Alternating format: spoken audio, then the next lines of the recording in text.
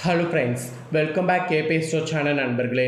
இன்றைக்கி இந்த வீடியோவில் ஒரு முக்கியமான ஒரு யோக பலன்களை பற்றி தான் இந்த வீடியோவில் மிதுன ராசிக்காரங்களுக்கு பார்க்க போகிறோம். பார்க்குறதுக்கு முன்னாடி என்ன யோக பலன்கள் பார்க்க போகிறோம் அப்படிங்கிறத இன்ட்ரோவில் ஷேர் பண்ணுறேன், வாங்க பார்க்கலாம். ஸோ 2026 கரெக்டாக 7வது மாதம் ஜூலை மாதமானது நடந்துகிட்ருக்கு. இந்த ஜூலை மாதத்தில் மிக மிக மிக எச்சரிக்கையான ஒரு முக்கியமான நாளானது வர இருக்கு. அதுதான் ஜூலையுடைய 14ஆம் தேதி. அன்னைக்கு பார்த்திங்கன்னா தமிழ் மாதம் ஆணியுடைய கடைசி 30ஆம் நாள், கிழமை அன்னைக்கு செவ்வாய்க்கிழமை. இந்த செவ்வாய்க்கிழமை நிறைஞ்ச ஒரு நாளாக வருது, இருள் நிறைந்த நாளாக வருது. அப்படின்னா என்னன்னு கேட்குறீங்களா? அமாவாசையானது வருது. வரக்கூடிய அமாவாசை செவ்வாய்க்கிழமை வரக்கூடிய செவ்வாய் அமாவாசை. இந்த அமாவாசை சூரிய கிரக அமாவாசை என்று கூட அழைக்கலாம். இந்த அமாவாசையில் கரெக்டாக பார்த்தீங்கன்னு வச்சுக்கோங்களேன், கிரகங்கள் உச்சம் பெறுது. அதுவும் குறிப்பாக செவ்வாய் உச்சம் பெறுது. அதனால் ஒவ்வொரு ராசிக்காரங்களுக்கும் இந்த அமாவாசையிலிருந்து அதிரடியாக முன்னோர்களுடைய அருளால் நிறைய மாற்றம் ஏற்படும். ஸோ சில ராசிக்காரங்களுக்கு பித்ரு சாபமும் உண்டாகும், சிலருக்கு பித்ரு சாபம் நீங்கும். அதில் உங்கள் ராசிக்கு சாபம் நீங்குமா நீங்காதா, கிரகங்கள் எப்படி அமைந்திருக்கு, அதனோட அடிப்படையில் என்ன பலன் கிடைக்கும் அப்படிங்கிறத ஷேர் பண்ண போகிறேன். ஸோ மிதுனமில் பிறந்த ராசிக்காரங்க இந்த ஒரு வீடியோவை ஸ்கிப் பண்ணாமல் பாருங்கள். அப்போ தான் உங்களுக்கு என்ன பலன் கிடைக்கும் அப்படிங்கிறத நீங்கள் தெரிஞ்சுக்க முடியும், அதற்கேற்ப நடந்து பயனும் பெற முடியும். அதோடு பார்த்தீங்கன்னு வச்சுக்கோங்களேன், உங்களோட ராசிக்கு இந்த அமாவாசையில் என்ன பரிகாரம் செய்தால் அளவில்லாத சந்தோஷம் கிடைக்கும் அப்படிங்கிறதையும் சொல்கிறேன். ஸோ அந்த அளவில்லாத சந்தோஷம் கிடைக்கிறதையும் இந்த வீடியோவில் தெரிஞ்சுக்குங்க. ஸோ வீடியோவை ஸ்கிப் பண்ணாமல் பார்த்தீங்கன்னா மட்டும்தான் எல்லாமே நான் சொல்வது நீங்கள் தெரிஞ்சு பயன்பெற முடியும். அதனால் மிதுன ராசிக்காரங்க இந்த ஒரு வீடியோவை ஸ்கிப் பண்ணாமல் பாருங்கள். சரி, முதல்ல உங்களுக்கான பலன்கள் பார்க்கலாம் வாங்க. மிதுன ராசியில் பிறந்த நேயர்களே, பிரபவ வருடம் ஆணி மாத அமாவாசையில் கிரகநிலைகளை ஆராய்ந்து பார்க்கும் பொழுது அமாவாசை தொடக்கத்தில் உங்கள் ராசிநாதன் புதன் உங்கள் ராசியிலேயே சஞ்சரிக்கிறார். அவரோடு சகாயஸ்தானாதிபதி சூரியன் இணைந்து புதத்திய யோகத்தை உருவாக்கிறார். இதுவரை உங்கள் ராசியில் சஞ்சரித்து வந்த குரு பகவான் இப்பொழுது 2வது இடத்துல அமாவாசையில் சஞ்சரித்து உச்சமும் பெறுகிறார். தனஸ்தானத்தில் குரு உச்சம் பெறுவதால் தனவரவு திருப்திகரமாகவே இருக்கும். பணம் பல வழிகளில் உங்கள் ராசிக்கு இந்த அமாவாசைக்கு பிறகு உங்கள் பையன் நிரப்போம். குடும்பத்தில் தடைபட்ட சுபகாரியம் கூட தானாக நடைபெறும். மெயினாக உங்கள் ராசிக்காரங்களுக்கு கொடுக்கல் வாங்கல்ல இருந்த இடர்பாடுகள் அகலும். கொடுக்கல் வாங்கல்ல இருந்த இடர்பாடுகள் அகலும் போது கண்டிப்பாக பார்த்தீங்கன்னு வச்சுக்கோங்களேன், உங்களுக்கு நிறைய நல்லது நடக்கும். ஸோ கொடுக்கல் வாங்கல்ல இருந்த இடர்பாடுகள் அகலுவது உங்களுக்கு பெரிய ஒரு ப்ளஸ்ஸாக இந்த அமாவாசையில் அமையும் என்று குறிப்பிட்டு சொல்லலாம். இதை தொடர்ந்து இந்த ஆணி அமாவாசை அன்னைக்கு ரிஷப ராசியில் செவ்வாய் செல்ல இருக்கிறார். அதன் காரணமாக உங்களுக்கு மாற்றம் நிறைய ஏற்படும். ஆக்சுவலி உங்கள் ராசிக்கு 6, 11 ஆகிய இடங்களுக்கு அதிபதியானவர் செவ்வாய். அவர் லாப நீதிபதியாக விளங்குபவர். விரயஸ்தானத்திற்கு இப்போ அமாவாசையில் வரும்போது உங்கள் ராசிக்கு ஆட்டோமேட்டிக்காக விரயம் அதிகரிக்கும். வரவை காட்டிலும் செலவு அதிகமாக கூடும்.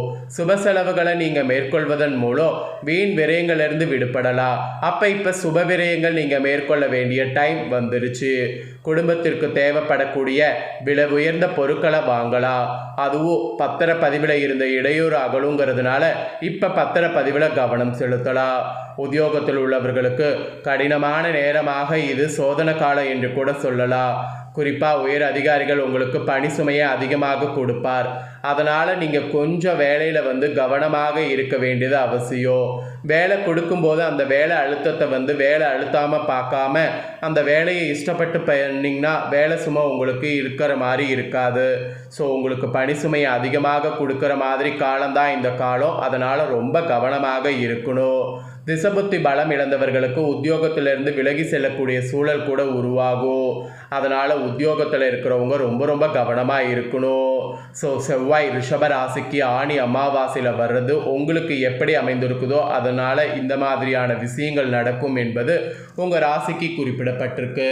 அதனால் மிதுன ராசிக்காரங்க உத்தியோகத்தில் இருப்பவங்க ரொம்ப ரொம்ப ரொம்ப ரொம்ப கவனமாக செயல்பட வேண்டியது இப்போ வரக்கூடிய காலம் அவசியம்.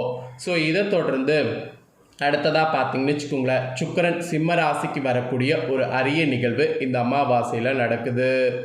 ஆக்சுவலி ஆனி அமாவாசை அன்னைக்கு கரெக்டாக சிம்ம ராசிக்கு சுக்கிரன் செல்கிறார். உங்கள் ராசிக்கு பஞ்சம விரையாதிபதியானவர் சுக்கிரன். அவர் இப்போ சகாயஸ்தானத்திற்கு வரார்.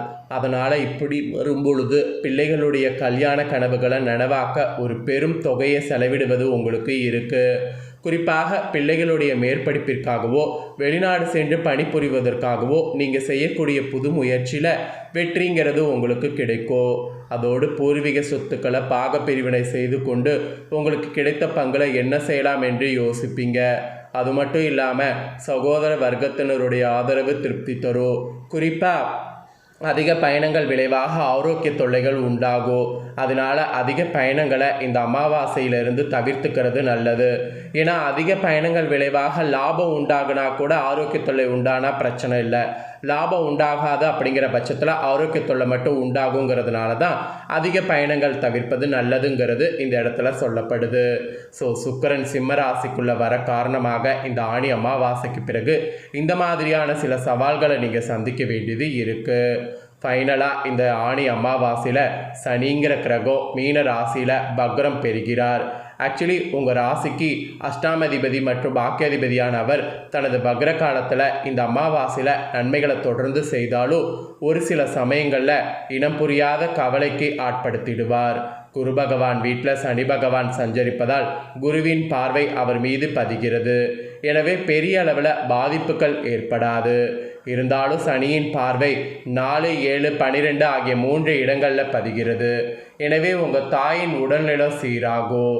இடம் வாங்குவது அது பற்றிய சிந்தனையெல்லாம் இந்த அமாவாசையில் உங்களுக்கு அதிகரிக்கும். கட்டிய வீடு பாதையில் நிற்கின்றதா என்ற கவலை இனி உங்களுக்கு மாறும். உங்களுக்கே உங்கள் உடன்பிறப்புகளுக்கோ வாழ்க்கை துணை அமைவதற்கான வழிகள் கூட இந்த அமாவாசையில் பிறக்கும். மெயினாக பயணங்கள் இந்த அமாவாசையில் அதிகரிக்கும். புகழ்பெற்ற ஆலயங்களுக்கு சென்று வழிபட்டு வர வேண்டும் என்ற ஆசையெல்லாம் நிறைவேறும். உத்தியோகத்தில் இடமாற்றம் உறுதியாகும். சனிங்கிற கிரகம் வக்ர பெறக்கூடிய காரணத்தினால இந்த ஆனி அமாவாசையில் இந்த மாதிரியான பலனெல்லாம் நீங்கள் சந்திக்க போகிறீங்க. அதாவது இந்த மாதிரியான பலன்களை எல்லாம் நீங்கள் உங்கள் வாழ்க்கையில் சந்திக்க போகிறீங்க. பொதுவாகவே சொல்லுனா இந்த ஆனி அமாவாசை உங்கள் ராசியில் பிறந்தவர்களுக்கு பொறுப்புகள் அதிகரிக்கும். வியாபாரம் மற்றும் தொழில் செய்பவர்களுக்கு வருமானம் திருப்தி தரும். உத்தியோகத்தில் உள்ளவர்களுக்கு தாமதப்பட்ட பதவி தடையின்றி கிடைக்கும். கலைஞர்களுக்கு ஒப்பந்தங்கள் வந்து சேரும். மாணவ மாணவிகளுக்கு கல்வியில் இருந்த குழப்பங்கள் அகலும். பெண்களுக்கு விலை உயர்ந்த பொருட்கள் வாங்கக்கூடிய யோகம் உண்டு. வீட்டில் உள்ளவர்கள் உங்கள் குணமறிந்து நடந்து கொள்வாங்க. ஸோ இந்த மாதிரி தான் உங்களுக்கு பொதுவாக பலன்கள் வந்து குறிப்பிடப்படுது. ஸோ இதற்கு ஏற்ப மிதுன ராசிக்காரங்க நடந்து பலன் பெறுங்க. இப்போ உங்களுக்கு இந்த அமாவாசையில் செய்ய வேண்டிய பரிகாரத்தை வந்து சொல்ல போகிறேன். இந்த பரிகாரம் செய்கிறது ரொம்ப சிம்பிள், அதே சமயம் ரொம்ப பலனை வந்து தரும். அதனால் என்ன பரிகாரம் அப்படிங்கிறத தெரிஞ்சு இந்த பரிகாரத்தை பண்ணி மிதுன ராசிக்காரங்க பயன்பெறுங்க. ஆனி அமாவாசையில் புதிதாக ஒரு காரியம் தொடங்கினால் அது 100% வெற்றி என்று சொல்லப்படும். அதே சமயம் சில பரிகாரங்களை இந்த நாளில் செய்வதன் மூலமாக உங்கள் ஜென்ம பாவங்கள் நீங்கும், கடன் பிரச்சனைகள் நீங்கும். அதுக்கான சில பரிகாரம் உண்டு. அதனை சுருக்கமாக இப்போ உங்கள் ராசிக்கு சொல்கிறேன், தெரிஞ்சுக்குங்க. பொதுவாக ஆனி அமாவாசை தினங்களில் நாம் மேற்கொள்ளக்கூடிய காரியம் லாபமும் வெற்றியும் கெட்டு என்று சொல்லப்படும். ஆனால் புதிதாக இந்த நாளில் எந்த வியாபாரமும் துவங்கக்கூடாது. அதாவது நம்ம ஏற்கனவே செய்து கொண்டிருக்கக்கூடிய தொழிலில் போட்டிகளை சந்திக்கின்ற வகையில் புதிய திட்டங்களை செயல்படுத்துவது, அல்லது ஏற்கனவே தொடர்ந்து நடைபெற்று கொண்டிருக்கக்கூடிய ஒரு செயல்பாட்டில் புதிய நடைமுறைகளை அமல்படுத்துவது முதலான செயல்களில் ஈடுபடலாம். ஆனால் புதிய வீட்டில் பால் காய்ச்சறது, கிரகப்பிரவேசம், வரனுக்காக பெண் பார்ப்பது, பந்தக்கால் நடுவது, நிச்சயதார்த்தம், புதிய வியாபாரம், குழந்தைகளை பள்ளியில் சேர்ப்பது இதையெல்லாம் இந்த நாளில் செய்யக்கூடாது. மீறி செய்தால் இதெல்லாம் ஜென்ம பாவங்களை உண்டாக்கும். அதே போல் இந்த நாளில் பார்த்தீங்கன்னு வச்சுக்கோங்களேன், நீங்கள் மெயினாக பண்ண வேண்டியது என்னென்னா பசுமாட்டுக்கு அகத்திக்கீரையும் எள்ளு புண்ணாக்கும் வாங்கி தர வேண்டும். இந்த ஒரு விஷயத்தை நீங்கள் செய்தீங்கன்னா இந்த அமாவாசையில் நிறைய நன்மைகள் உங்களுக்கு ஏற்படும், ஜென்ம பாவங்கள் நீங்கும். ஸோ ஜென்ம பாவங்கள் நீங்கள் மிதுன ராசிக்காரங்க இந்த ஒரு பரிகாரத்தை செய்து பயன்பெறுங்க. ஸோ இந்த வீடியோவில் உங்களுக்கான பரிகார பலன்கள் எல்லாமே ஷேர் பண்ணது உங்களுக்கு ரொம்ப யூஸ்ஃபுல்லாக இருக்குன்னு சொல்லி நான் நம்புகிறேன். இதை உங்கள் ஃப்ரெண்ட்ஸ் ஃபேமிலிக்கு லைக் பண்ணி ஷேர் பண்ணுங்கள், அவங்களும் பார்த்து பயன்பெறட்டும். இதே போல் புதிய தகவல்களை தெரிந்து கொள்ள மறக்காமல் நம்ம சேனலை சப்ஸ்கிரைப் பண்ணுங்கள், கூட பெல் பண்ண ப்ரெஸ் பண்ணுங்கள். அதை நீங்கள் பண்ணிட்டீங்கன்னா இனி நான் போகிற மற்ற அப்டேட்டான எல்லா வீடியோஸும் உடனுக்குடனே தெரிந்து கொள்ளலாம். ஸோ மறக்காமல் பண்ணுங்கள். நெக்ஸ்ட்டு சுவாரஸ்யமாக வேறு ஒரு வீடியோவில் உங்களை சந்திக்கிறேன். நன்றி.